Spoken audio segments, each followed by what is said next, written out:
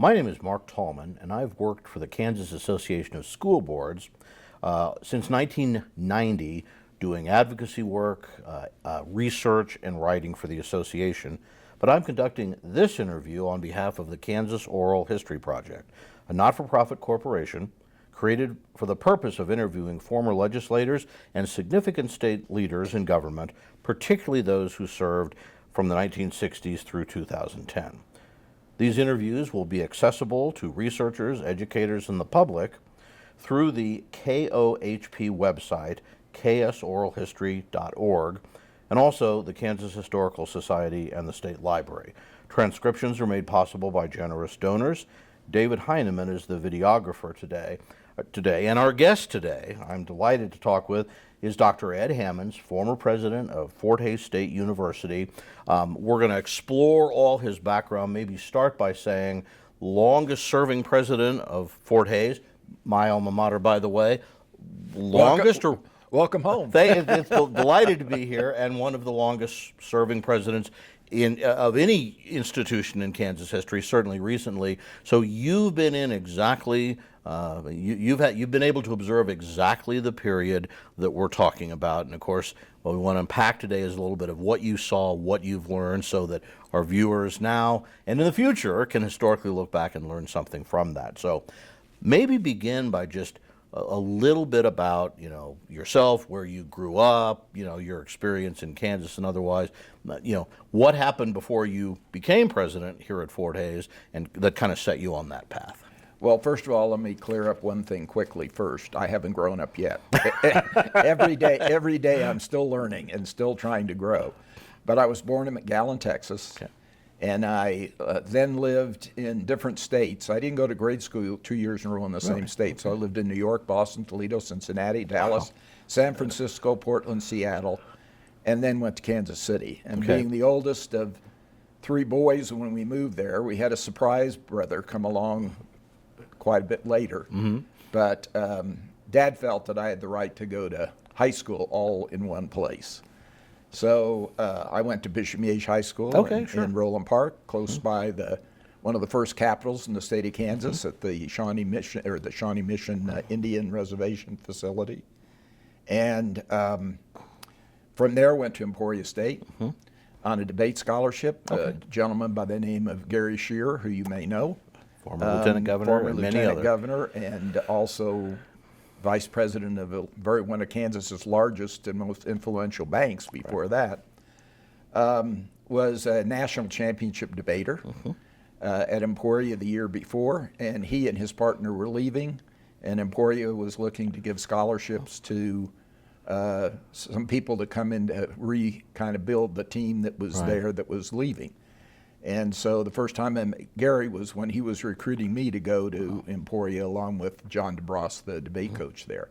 I was there 4 years and was involved in student government to some degree, was involved heavily in my fraternity, but debate had me traveling all over the country. We were gone, probably 10 or 11 weekends in the fall and another 8 or 10 in the spring. And so I wasn't on campus a lot of times on the weekends. But that situation really provided me a good education. And I got to know our president because I burned him in effigy. The president at Emporia State at the time was a gentleman by the name of John King.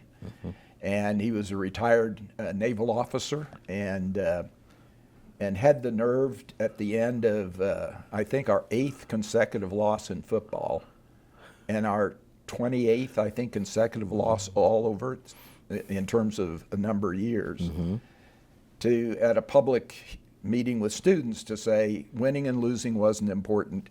We're building gentlemen and coaches for the future. There were a number of us that felt that wasn't one of the main purposes of intercollegiate athletics, that we wanted a school that won. And so somehow I was on the stage at Renfro's with a microphone in my hand organizing students. We marched on the administration building and hung him in effigy and lit him on fire. I then went back to the fraternity house and knew that security was there and they were taking pictures and he was going to get some view of the story. So I called him, and this was probably 1 o'clock in the morning, and he answered the phone, and I said, I just wanted you to know that we burned you an effigy tonight, and this is the reason why. We feel strongly that in addition to having a program that develops gentlemen and good coaches, we'd like to win. And he said, who is this? And I told him Ed Hammond.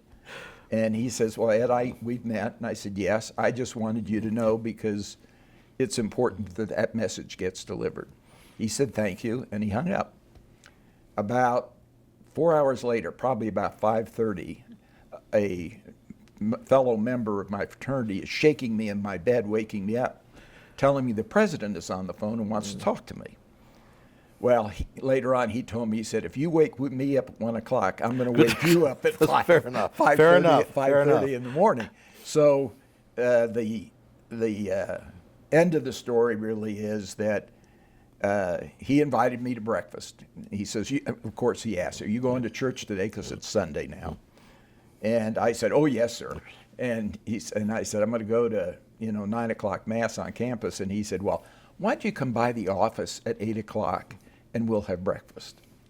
So I went there thinking I didn't know if I was going to be, kicked out of school or suspended or whatever. Might have been the last breakfast. Right. Yeah, it could have been the last breakfast. But instead, he was trying to get more information why we felt so strongly. And then he asked me if I would chair which is a great, administrative tool to try to bring the person in and provide leadership. He says, I want you to co-chair with our assistant dean of students a task force to let us know what students really want in an intercollegiate athletic program. So how do you say no? So that was my relationship with John, and it went very well. And when I was getting ready to graduate, I was going to go to law school at KU, and he called me in the office. He said, I've heard you were kind of interested in being a president. Yeah. Well, he had heard there were 5 of us at a bar in downtown Emporia called the Ship's Lounge. Mm-hmm. And we were sitting there, we were planning our lives on napkins. And so we said, when we're 30 or thereabouts, and we drew a line, when we're 40 or thereabouts, drew a line, 50 thereabouts, 60 thereabouts, and we filled in the blanks. And so I said, when I was 30 or thereabouts, I wanted to be vice president of a university. When I was 40 or thereabouts, I wanted to be president of a university. When I was 50 or thereabouts, I was wanting to play on the senior golf circuit, which didn't exist at that time, but I just believed that with Arnold Palmer and Jack Nicklaus and everything, they'd want to keep those old guys around. And I was also playing on the golf team at Emporia. So I had that interest. And I said, when I'm 60 or thereabouts, I think I'll run for political office. So, that kind of got out and got back to John, and who was, from that point on, when I burned him in effigy, he became very good friends of mine. So my career then took me to his office. He said, don't go to law school, come here and see what it's like, and then you'll decide whether you really want to do it or not. And so I called the dean of the law school at KU, and I said, can I get a delayed admission? And they said, yeah. And so I went to work for John, and that summer he went to Wyoming as president and offered to take me with him, and I said no, and I stayed. And I got my master's degree. From there I went to Purdue University and had the opportunity to be part of a team of people that built the North Central campus of Purdue up in Westville, Indiana. They have regional campuses instead of community colleges in Indiana. And I did that because it was a great opportunity to practice in student affairs, from building buildings, building programs, setting up financial aid programs, all that kind of thing. But I had all that support at West Lafayette, so I didn't feel like I was out there on my own doing it. While there, I got a federal fellowship and NDA fellowship that paid all my educational expenses to get my doctorate. So it was offered from Michigan State, Missouri, and Maryland were the three schools that I could pick from. And I chose Missouri because they said I could apply to law school. So while at Missouri, the doctorate programs were all in the late afternoon at night. And I didn't have to work because I had this fellowship that paid all my expenses. So I went to law school and said, can I apply and become because I want to take some courses. I don't want to be a lawyer, but I want to know if law to be dangerous. And they said, well, we don't admit students that way. But if the faculty agrees, they'll let you come in. So I had to go to the faculty meeting of the School of Law and make a presentation. Somehow I was persuasive enough that they let me in. All that debate background. Yeah, so I took Con Law, Civil Liberties, courses, Con Law 1 and 2, Civil Liberties 1 and 2, all that kind of general stuff that I needed to be a president of a university, which is what I wanted to do. At that time, it was 1970, and the riots were breaking out all over the country, and at Southern Illinois University, they had burned down the administration building in Old Main. And so the president of Southern Illinois knew the president at Missouri, and he said, I need somebody to come over and deal with this issue. And he says, well, I got this crazy guy that's getting his doctorate and going to law school and who wants to be a president. And I think so Dwight Morris flew over and interviewed me, and I got the job. So I started at Southern Illinois University in June as an assistant dean of students with the primary task of adjudicating almost 500 students that were arrested during the riots from a university standpoint, whether they are dismissed or whether they can come back on what terms. And the board of trustees of the university were very concerned, so they hired a law firm, Jenner and Block from Chicago, to oversee my work. Well, by a month later, July 1st, they reported back to the president that Ed was doing a really good job, I guess. They thought things were moving along pretty well. The ACLU lawsuits were all being withdrawn because we were providing due process and all the things it needed. So they promoted me a month later. I was there a month, 30 days, and they promoted me to an associate dean of students. Okay. And then in August, I was promoted to assistant to the president. And then the rest is history. I was there 3 years as their chief student affairs officer. I went to Seton Hall as vice president for student affairs for 3 years. I then went to Louisville as vice president of student affairs, their first chief student affairs officer in that history of that institution. And I was there 10 years, and then I was sitting and saying, I'm almost 40. I think I could do this presidency thing. I think I may be old enough. Do you still have that napkin? Yes. Okay, I still, it's framed. So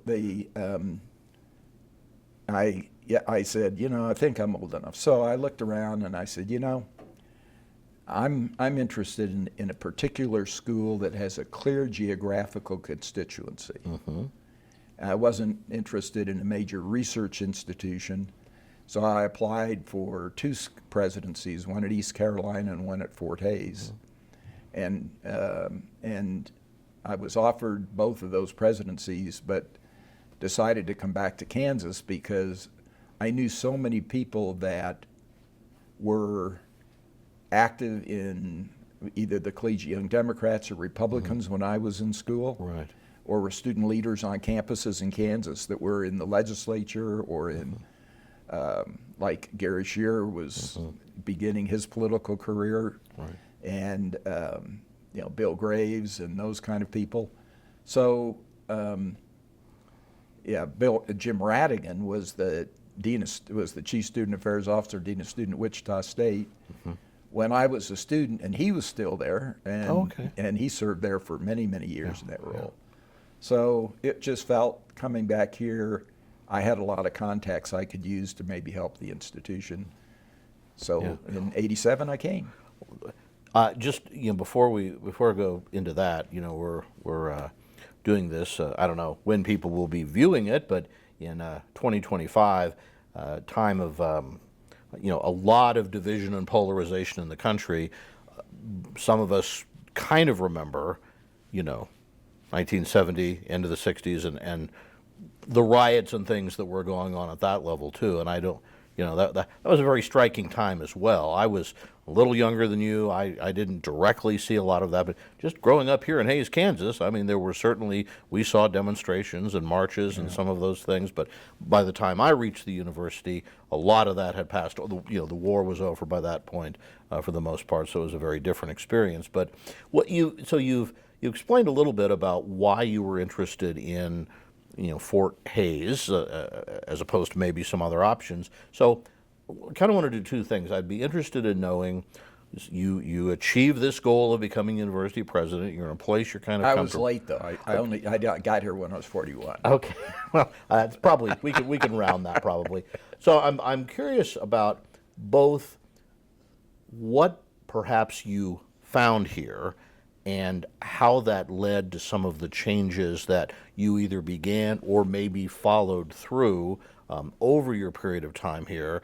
But then, I'll let you tell the story. I may interject, and how that fit into sort of the larger issues that were going on, priorities of the Board of Regents or other political developments. So both kind of the unique story here of this institution, but put that into the context of what was happening to higher education in Kansas. Well, when I got here, we had our 6 Regents universities. They were all well established.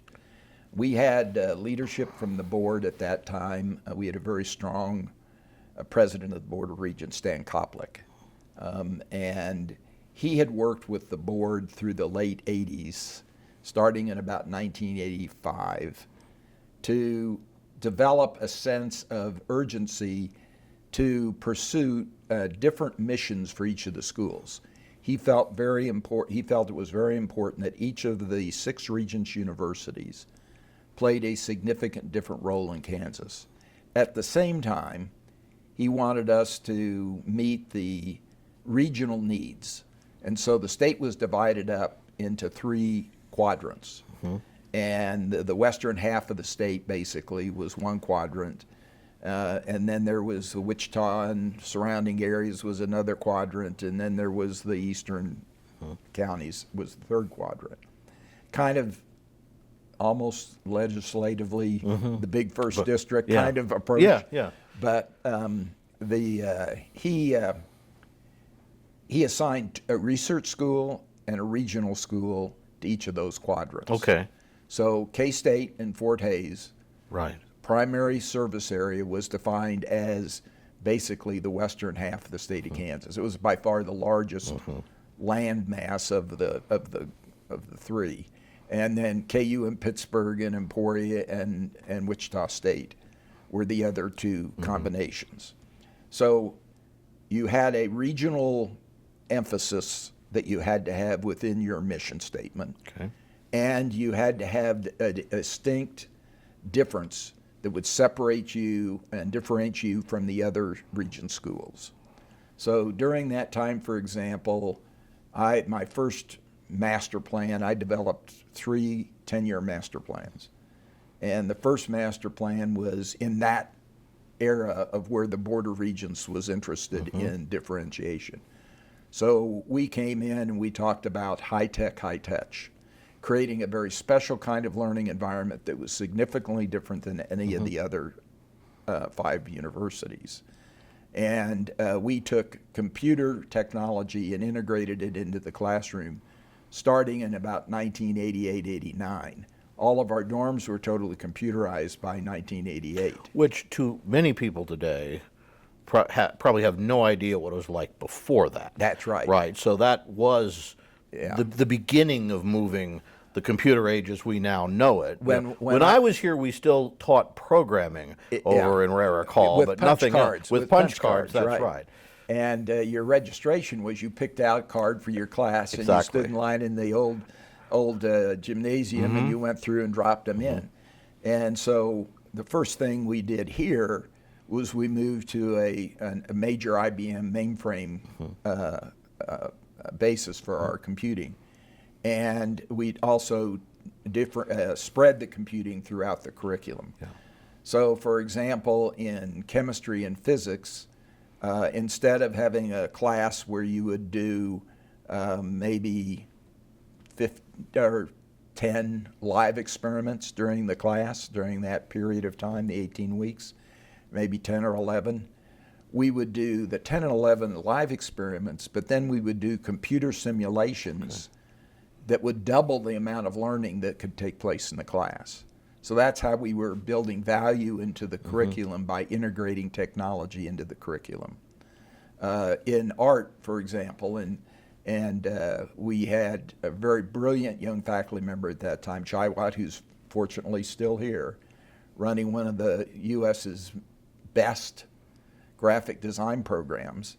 And he took graphic design, which was being taught by drawing and line and free drawing and all that kind of stuff, into the computer world, and was one of the first ones to do it.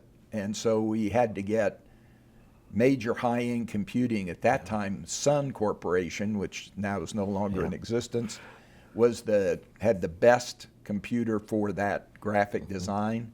And we were one of the leaders in the nation in moving our art students with good art skills. I mean, they still had to know all that, the art, but being able to take that and to translate it into the technology made them then a lot more valuable to employers.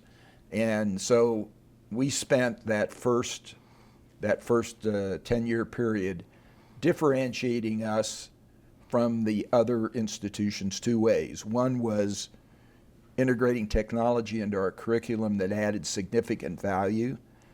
No one graduated from Fort Hays after 1990 that wasn't computer literate and computer flexible, in addition to having a degree. We tested for that, and all students had to be able. Now, today, everybody coming in has some degree of all of that in hand. But in 1990, students didn't have computers they were bringing to campus. Sure. They couldn't afford them. And very few of them had them at their home or maybe in their parents' offices. Right. So to deal with that, we took a room out of each wing of our dormitories and turned them into computer labs for the students on that floor. And it was kind of interesting. We had an alum by the name of Chuck Como, still alive, thank God. And he had a building that he had built in Denver as a corporate headquarters for Mr. Gaddy's Pizza when they were just building out their empire, which never really developed. But their idea was that they would create a central location where anywhere in the country, if you wanted pizza, their mission was, you could call this 1-800 number, they would and place your order, and then they would have the pizza delivered to you no matter where you were, was their goal.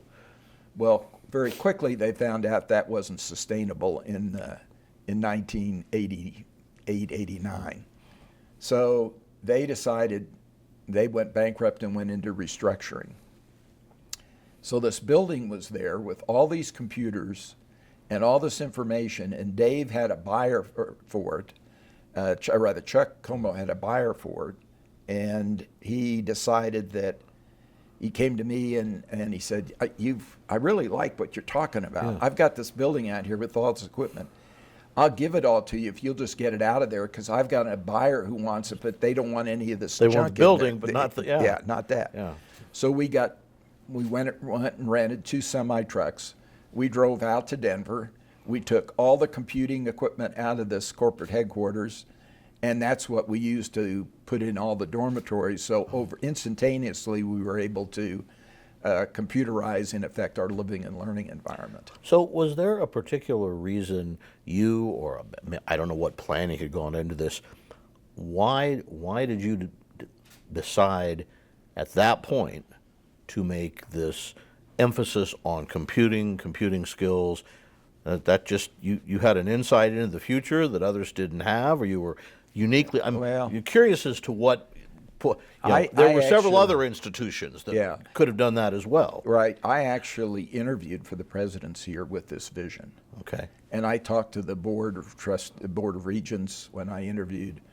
Interestingly enough, they interviewed me in Overland Park, Okay. probably a mile and a half from where I grew up. I see. But and which I thought was interesting. They didn't interview me on campus. I had done on-campus interviews, but they interviewed me there. But when I interviewed, I said I knew about Stan Koplick's desire, and I knew about the Board of Regents at that time wanting differentiation. So I was trying to present to them where I thought this institution could go. And that was the same dream I had for East Carolina. I mean, and the way I came up with that concept of high-tech, high-touch is I attended at Indiana University, there was a yearly meeting of futurists. And one of the things that I did at Louisville was I convinced the president we needed to have a better understanding of where the future was. I'd like to go to that conference, and so they sent me to this conference. And so Bill Gates and all of the futurists that were talking about internet and being able to touch your phone and make a phone call, and which is Dick Tracy stuff at the time. You saw it in the comics, you didn't see it in reality. A lot of that stuff was being presented during those, and so I sat there and took all that in and tried to think, how could we use this technology to make higher education better, to provide more value? If a student's in class for an hour, how do we make that hour more successful in terms of the learning? And how do we make it more interesting? Because the students at that time, like today, they need to almost be entertained as well as be taught. And so by integrating technology in an effective way, we were able to add a new level of excitement. So when I got here, we had declined enrollments for 11 straight years, and we turned that around and we started to grow. On the high-touch side, Fort Hays was always very good with its personal attention to students. So I knew that if you're going to move into an organization and make a drastic change, you can't change everything. So I wanted the first master plan to be built upon something that we're already doing very, very well, which is the high touch. We didn't have large classes, and when I came here, we got rid of the classrooms that were big. So our student-teacher classroom size dropped to about an average of 18:1, which was the lowest in the Regent system.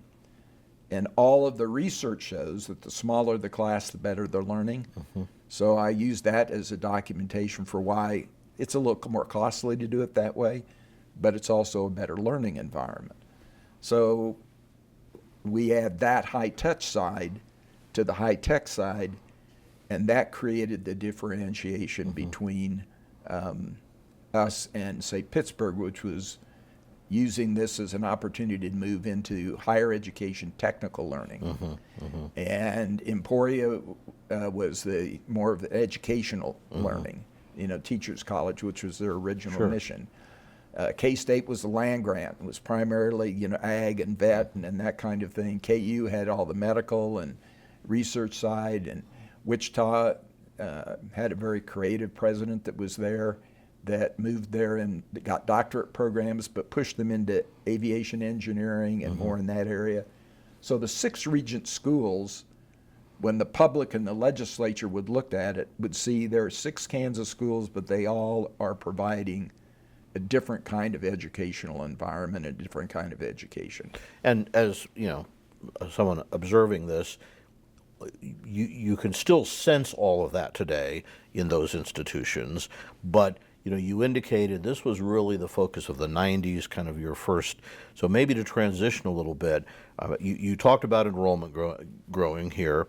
I guess I'd be interested in any other thoughts. I mean, a little bit. Well, okay, you did this? How did it go? How successful were you?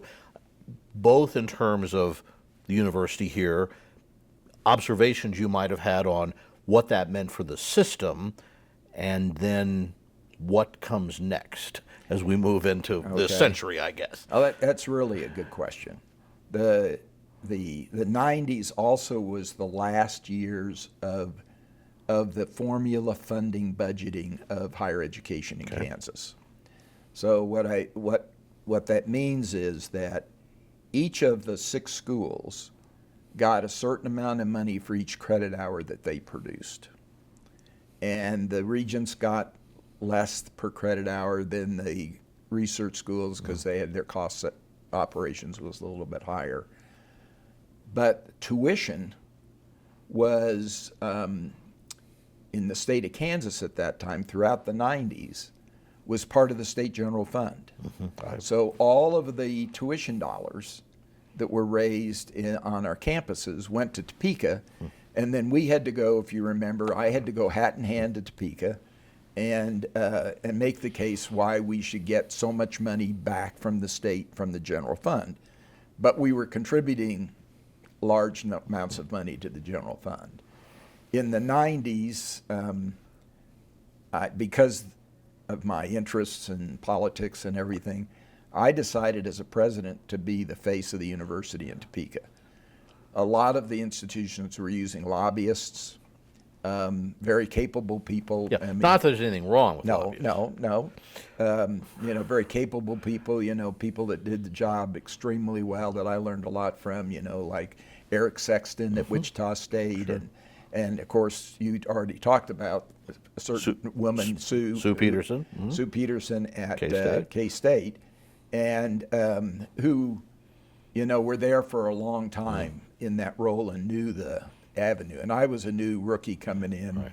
So, but in the 90s, if you go back and look, the Fort Hays actually got more money than we were putting into the general fund, out of the general fund. And our growth in state general fund percentage over that period of time was the greatest, even though our enrollments didn't grow that much. It was about 1,000 students or about 900 students. And the reason for it was the formula that the Board of Regents had in place said that if you grew 0.5%, you got this bonus. If you grew another 0.5%, the bonus was a little less. If you grew another 0.5%, it was a little less, and then it got so minuscule. It didn't pay to grow more than about 1.5%. So mysteriously at Fort Hays, we were able to manage our financial aid program in such a way that we were growing right about 1.5–2% a year. K-State, for example, John was Wheatfall, who's was a good friend of mine and did a fantastic job at K-State, was under so much pressure to get K-State back up to where it was. They grew really fast during this time, and it really disadvantaged them because they were growing 8% a year at some point, and it didn't pay. Didn't come back, yeah. If your enrollments dropped, you lost some resources, which is one of the things that started Emporia's financial issues that have still existed to this day. So that was going on in the political side of the arena at the same time the Board of Regents was pushing for differentiation. And so I think we talked about the 90s were really kind of defined by that differentiation. Right. But then, moving into the 2000s, That how switched. did that, what were the things that were going on In there? 2000, driven by tuition ownership, which was part of the legislative package, which changed the formula. The money now doesn't go back to the state general fund. Each institution gets to keep whatever tuition Keep what you can bring in. you can bring in. So, and K-State and KU and Wichita were concerned because they weren't getting back what they were contributing, and we were getting more. So they were behind getting tuition ownership, which I thought was only fair. I didn't object to it. And so the Board of Regents kind of ended that formula funding that existed and went to tuition ownership. And their shift then, because that piece of legislation also brought the community colleges and the technical Right. schools over from the Board of Ed. So now the Board of Regents is not only governing the 6 regent schools, they've got an affiliated relationship with Washburn In Topeka, yeah. in Topeka. They've got 19 community colleges and 12 technical schools, or whatever the number was at that time.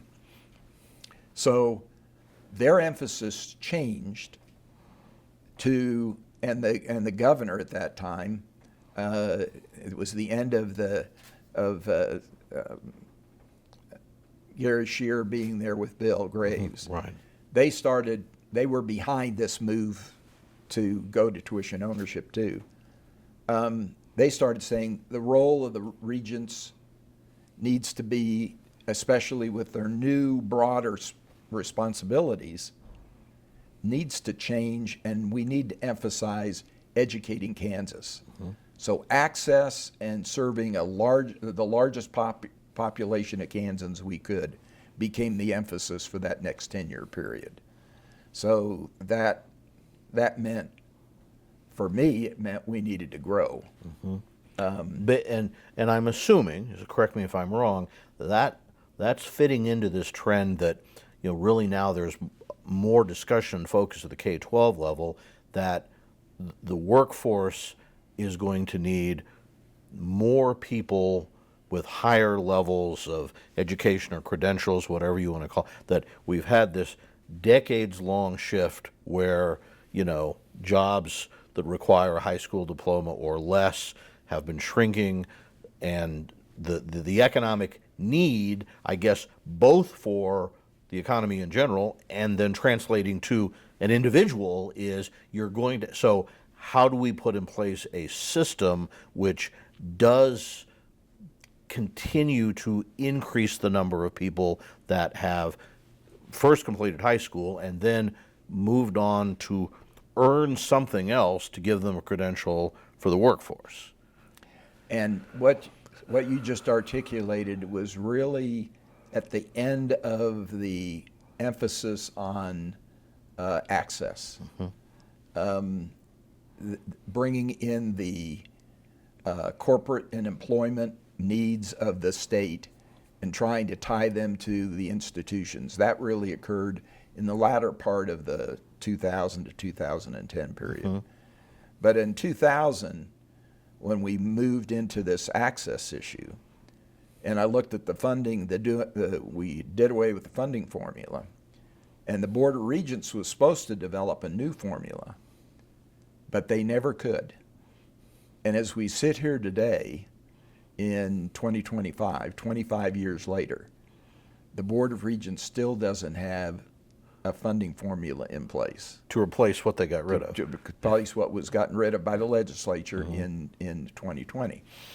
So what that meant was that the enrollments that you had in 1999, 2020 were the base for funding, because everything since then has been on a equal percentage basis of growth. Okay. So to give you an idea of how that plays into Fort Hays and the other schools, at that time, KU and K-State were at enrollment levels that were some of their highest in the early part of that part. They then dropped. Emporia dropped a lot. Wichita State dropped. And we doubled our enrollments in that 10-year period.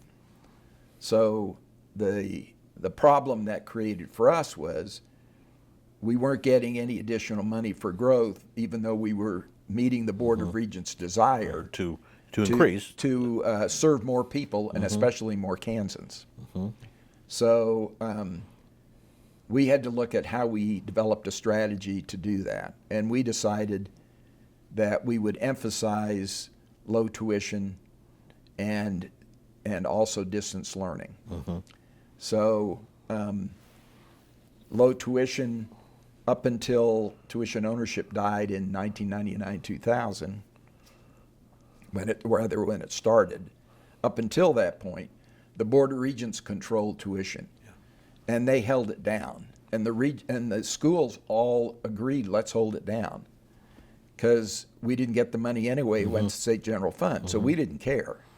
And so throughout that last century, latter part of that century, Kansas tuition was some of the lowest in the country because it was state general fund funding the schools and not tuition funding the schools. Starting in 2020, tuition now was funding a big block of the schools. And so we had to grow. So our growth was, we were, Emporia, Pittsburgh, and Hayes were all the same. We all got the same tuition up until 1999, 2000.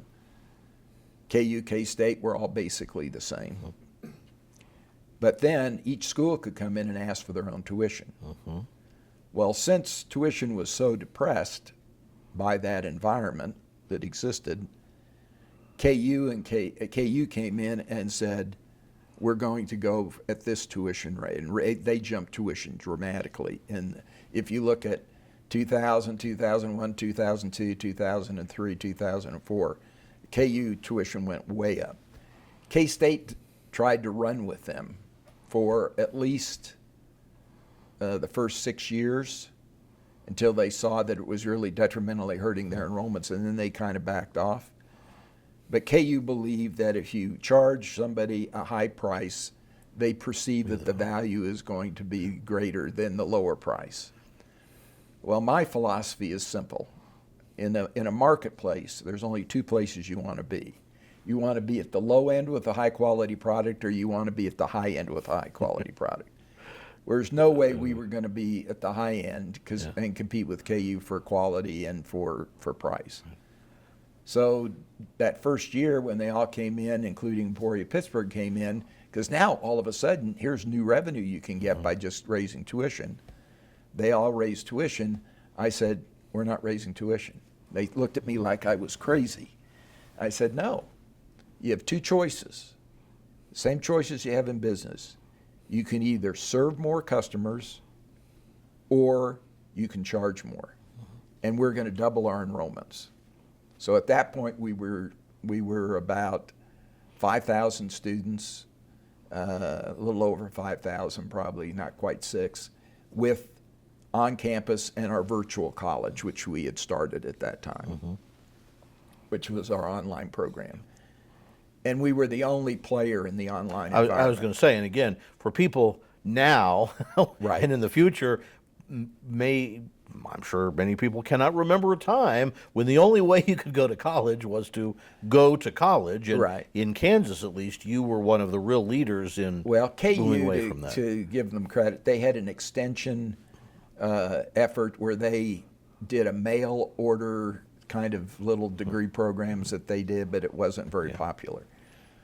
We were doing distance learning here from almost the beginning of our existence, back in 2002, or 1992, because we were the western branch of the Kansas State Normal School. Right. So our mission at that time was to certify as many of these people that are teaching in these one-room schoolhouses all over the western half of the state. And so we started with a 2-year teacher certification program and then a 4-year degree program, and then the university grew to what it is today. But even then, we had faculty and buckboards, horse-drawn buckboards, that were going out and teaching because the school teacher couldn't leave that community except in the summer to come back to Hayes to take courses. So we had to go out and help them get their degrees in all these various different communities. When I got here, that had translated into faculty jumping in cars and driving to Goodland, Garden, Dodge, and Colby, community colleges where they gave us space and we would teach courses that way. In 1989-90, we made the move as part of this, what we called our we moved from high-tech, high-touch to affordable success in our growth model. That was a different strategic plan, but part of that strategic plan was to take our distance learning, which was basically being done in most of the 90s on two-way interactive video, to the community college sites. Yeah. So the faculty didn't have to drive. We used technology. But in the end, the secret to the success was to get online. And of course, we were the first institution to take classes online in Kansas and one of the first ones in the country. And that's an interesting story in itself. Back in the early 90s, late 80s, 90s, when we were moving in that direction and building that foundation, one of the things I learned about at Indiana when I was at Louisville going to those futurist conferences was something about the ladder boundary pricing model that existed for transmitting courses over telecommunications. And so when the federal government decided to break up the big monopolies in telecommunications, they did it, but they set up a ladder boundary. So the state of Kansas, which is long and a narrow rectangle, had a ladder boundary running from the western border all the way to the eastern border of the state, dividing Kansas City from Wichita. And so telecommunication providers delivering phone calls and data to the north, back and forth between those two hubs, had to pay what they called an interladder carrier, and there was only one, and it was AT&T. And the court did that to get money for AT&T for splitting up. Yeah. So here we're serving western Kansas, and we got this ladder boundary dividing north and south, which would increase our costs if we went into, telecommunications and internet sources. So I made a deal with the rural telephone companies. And at that time, there was some really good leadership in rural telephones in western Kansas. And there was the federal government was coming out with what they call rural service areas. And they divided the state up into rural service areas. And they were long rectangles, which didn't make any sense in Kansas, but they were long rectangles. And they were going to have a drawing in each of these rural service areas. I think there were 18.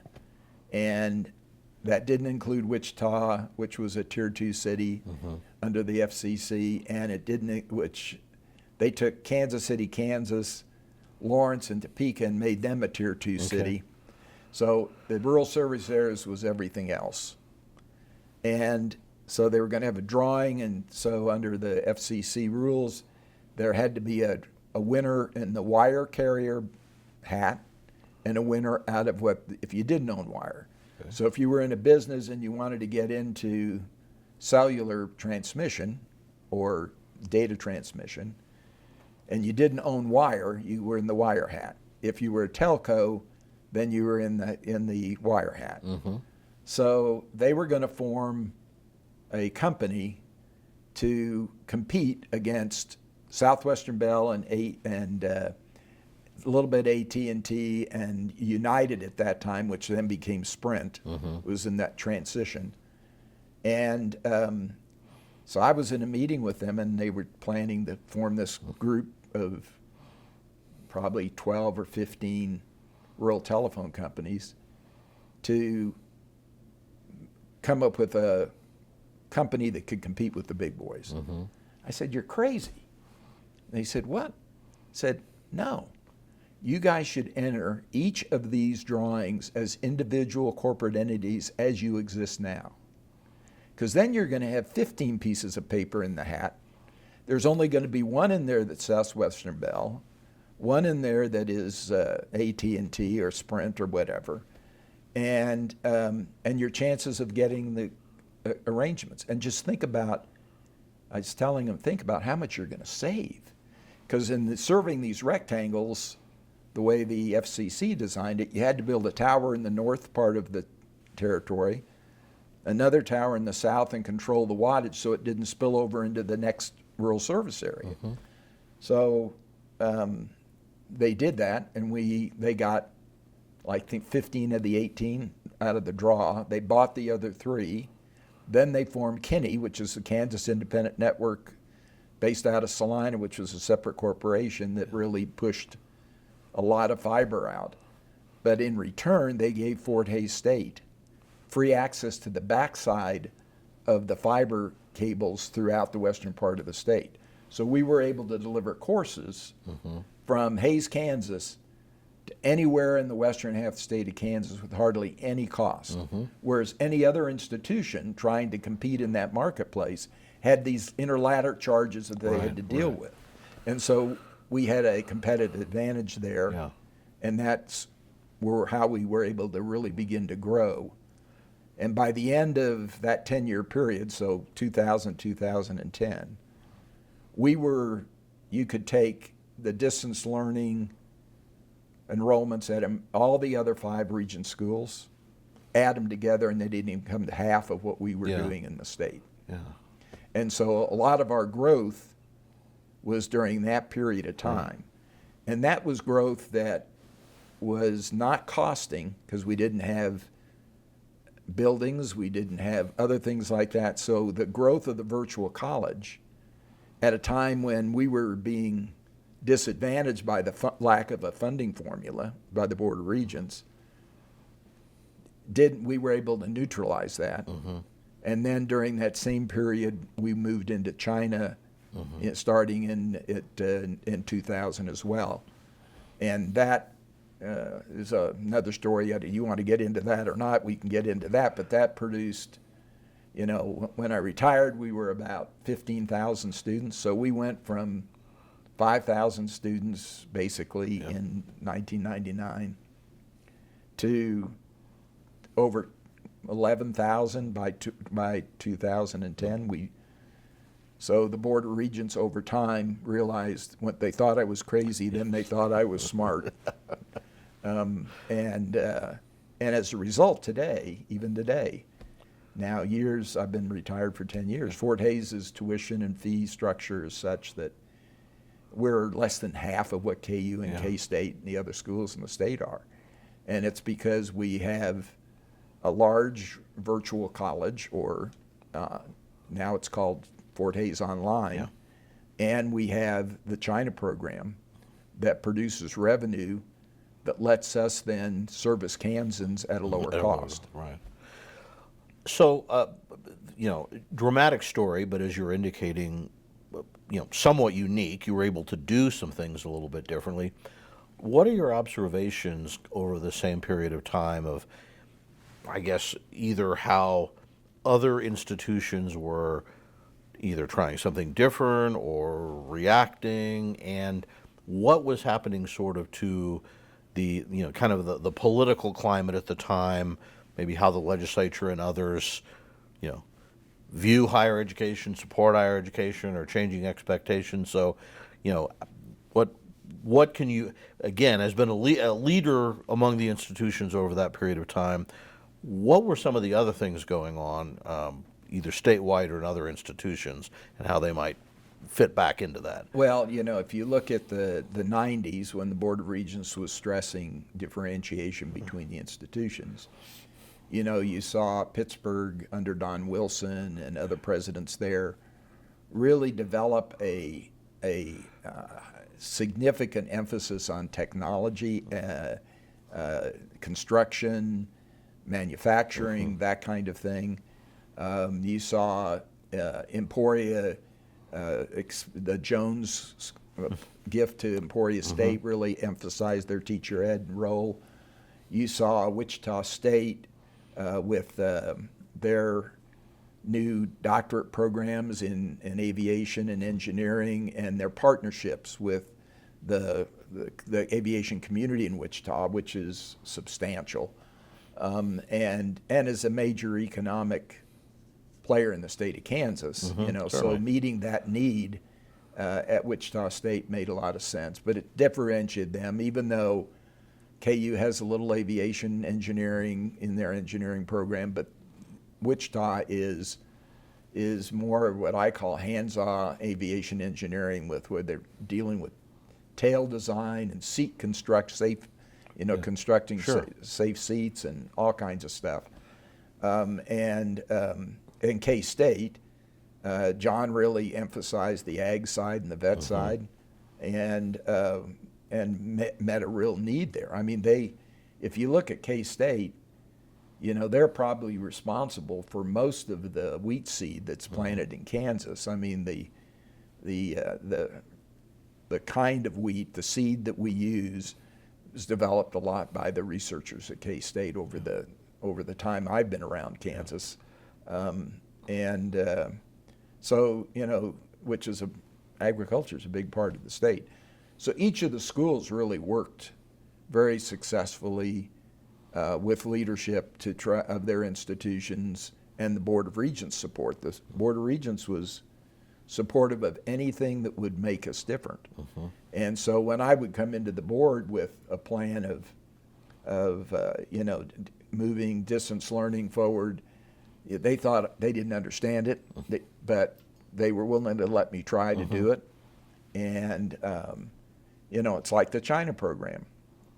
When we first went to China, we signed our contract with our first China partner in '99. We had students starting in 2000. I went over in 2001 for the first time, and it was 2 weeks after 9/11. And it was the first U.S. delegation to visit China in quite some time. And we just developed relationships that to this day have treated us very well. So I didn't trust the Chinese, they didn't trust me, but I believe that partnerships that are win-win relationships will last the test of time. And so our partnership in China was financially beneficial to us. Last year I was president. I think the Chinese government paid us about $9.5 million, and it probably cost us 4.2 or 4.3. And those were the resources that we used to keep tuition down for Kansans. So when legislators would get upset about China, and say, Ed, why are you helping China? Well, China's paying for our kids to go to school at a really good rate, and that was the end of the discussion. Because the benefits to Kansas of that partnership is, over the last 20-some years, has been just phenomenal in terms of helping us have the resources to meet the needs of Kansans. One of the things you mentioned a little earlier was, in addition to some of the funding changes, was the change in governance, bringing in the community colleges and technical. So, I'm wondering if you have any. Number one, that wasn't inevitable, but what changes have you seen, good or bad, I guess, in that different relationship? And I guess the intent was to have a greater degree of coordination and articulation and all of those terms across all of those post-secondary institutions, which before, and again, people watching this now may not remember that until that happened, those community college, technical college were really more seen as local. They had local boards in the case of community colleges, and so they were under the Board of Education. Now they've moved to higher ed.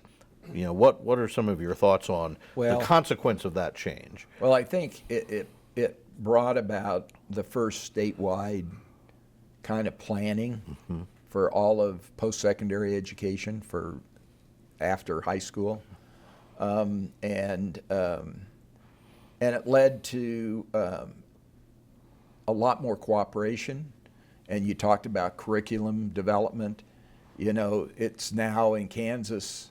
It started in the 2000 to 2010 period. They started really emphasizing making sure that the curriculum at the community colleges could transfer to the Regency schools. So if you did 2 years here and you only did 2 years. Up until that time, there was a general feeling, not sure it was always true, but I think a lot of times it was true. If you transferred, you probably had 3 more years after you transferred from a community college at a Regent school.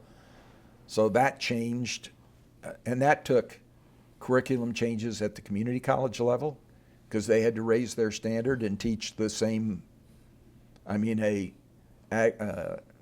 Algebra 1 class, college Algebra 1 class at the community college had to be basically the same as the College 1 class because when the student transferred, They're going to be in a class. We're going to assume they know the college algebra, and we're going to put them in college algebra 2.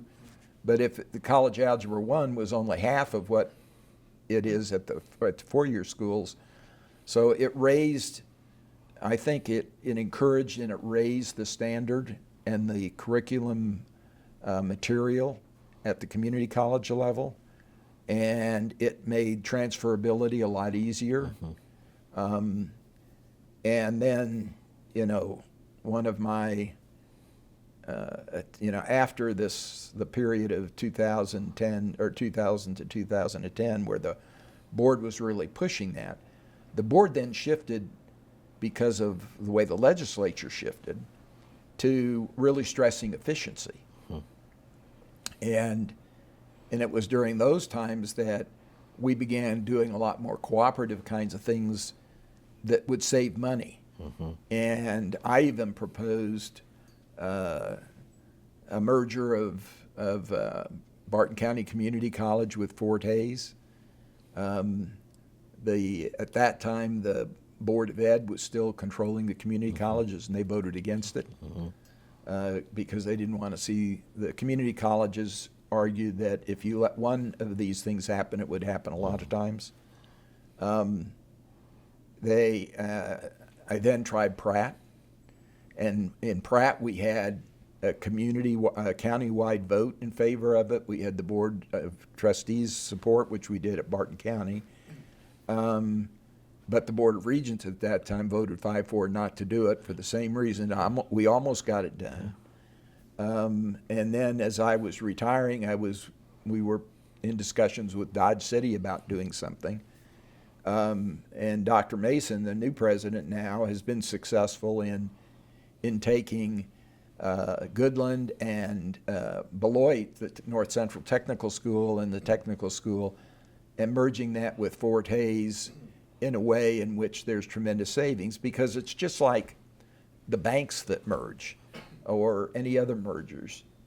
The back office functions can be done somewhere else, and you don't need to duplicate all of that. So you would only need one admission system, one registration system, one financial aid system, and there's tremendous savings that the community college or technical school would have that they could then invest in curriculum development to meet the needs of the citizens of their area. So I tried it as part of our efficiency effort. Wasn't successful, but it's been successful since I retired. And again, a little context. It strikes me when you talk about that change happening around 2010. I mean, part of that, I assume, was the legislature in Kansas and all over the country was dealing with the, at the time, I guess we called Great Recession after 2008, 2009, right. That impact. And then further, as we got into state tax policy, the income tax cuts and all of that, it put Kansas in a position of limited resources. And so it was, I assume that was part of what was driving the focus, at least, to efficient is kind of, not that it's a bad thing, but a bit of a euphemism. How do you manage a time of constrained resources? And of course, K-12 also faced those cuts ultimately in that case, leading back to, again, school finance, litigation, and, continuing challenges, with the legislature to prioritize where dollars go, both within the system and, how high should taxes be and all of that. And I guess in some ways we're still living in that era. Well, I think the efficiency era of the Board of Regents, which was driven by the legislature interests, is, started in 2010 and is run to 2020. I don't know what you call what's going on now. I'm not, it's above my pay grade now, and I'm not involved. But during the efficiency time, that 10 years where we were stressing efficiencies, we were constantly being asked by the legislatures, what are you doing to be efficient? What are you doing to, to either generate revenue or save money? And so the China program, the virtual college we got a lot of legislative support behind that, which, the legislators at the time, saw China as a threat. Yeah. But they liked the fact that they were paying for Kansans to go to school.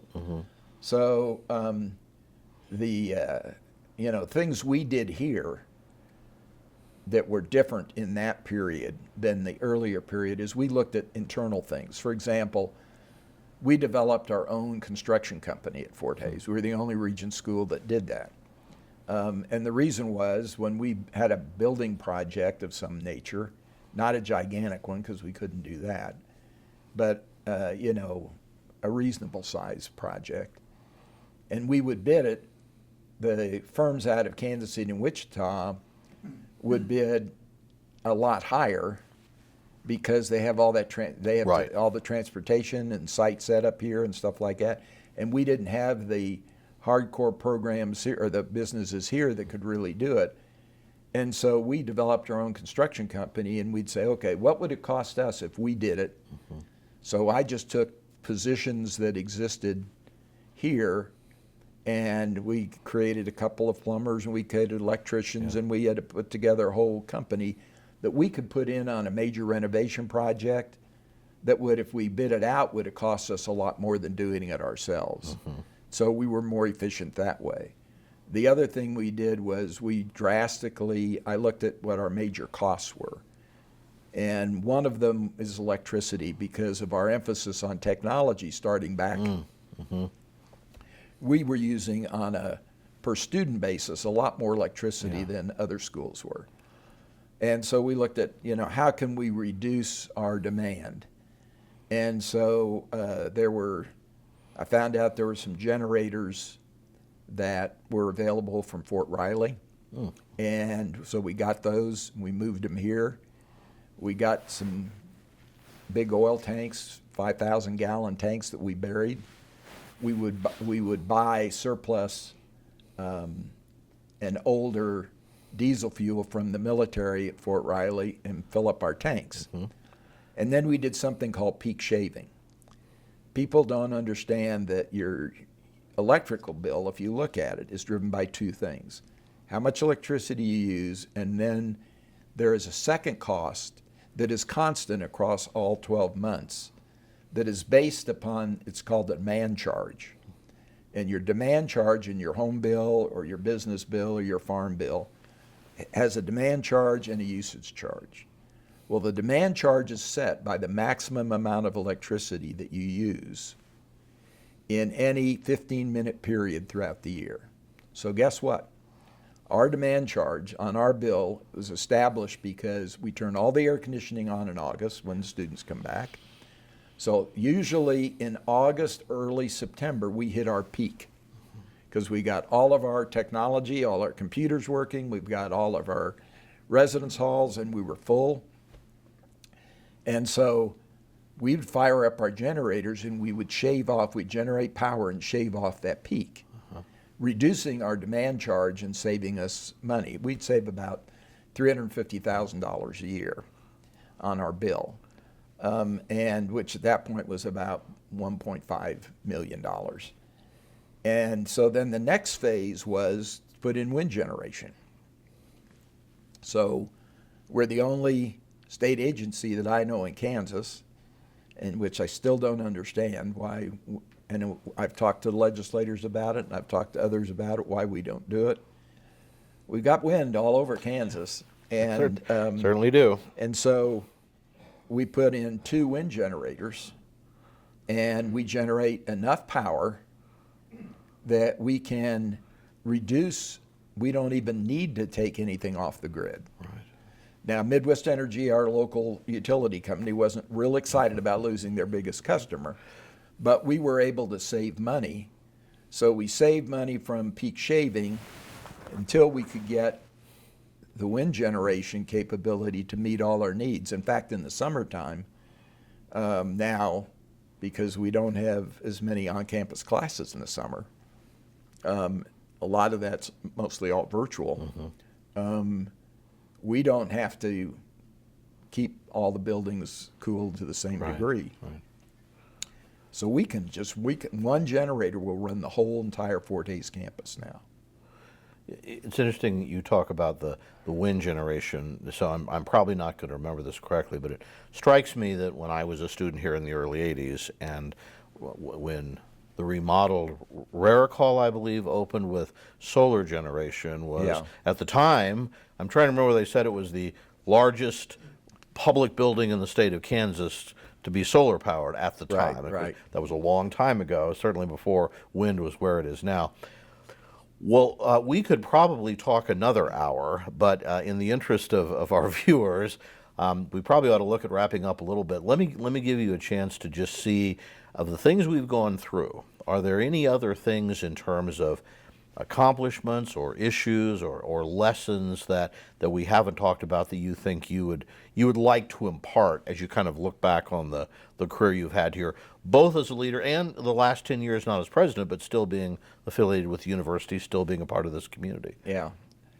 Well, I think our accomplishments really has been in the success of the great team that we had here at Fort Hays. I mean, I was able to assemble an outstanding team of individuals here to help lead us through the affordable success years. Prior to that, high touch, and then in the next period of time when we're dealing with all of the issues regarding budget and how efficient we are. I'm very proud of the fact that we've taken an institution in Western Kansas that when I got here was serving 50% of the high school graduates in the western half of the state. And today we still are serving more than 50% of the western Kansas, but it's less than a third of what that number was at the time. The population of western Kansas has dropped dramatically. And important, another kind of unique, not completely unique, but certainly that change in enrollment and demographics. Well, and when you look at national data, most college students want to go to an institution that's anywhere from 200 to 400 miles from their home. Mm-hmm. Well, if you draw a 200-mile circle around Hays, Kansas, you don't have that population. Yeah. And so I think one of the things that we did was position Fort Hays to be successful statewide. Mm-hmm. Because of our uniqueness that we developed in the 90s, we were able to differentiate ourselves. Mm-hmm. The low tuition rate, with the best buy, in effect, for a family trying to invest in their kids' education, and getting a high-quality education that integrates technology into the curriculum. And then, in recent years, we've been able to develop a very strong presence in Colorado. Mm-hmm. And with what the legislature has given, Dr. Mason went to the legislature and got the board and the legislature to agree to let us charge in-state tuition for Colorado mm-hmm. and the surrounding states.